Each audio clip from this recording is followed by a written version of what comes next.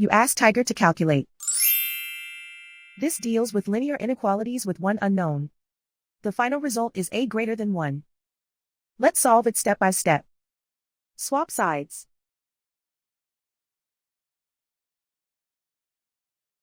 Group all constants on the right side of the inequality.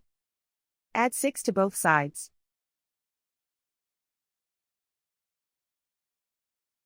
Simplify the arithmetic.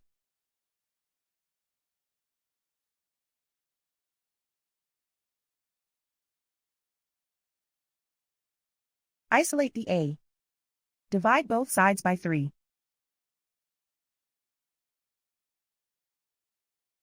Simplify the fraction.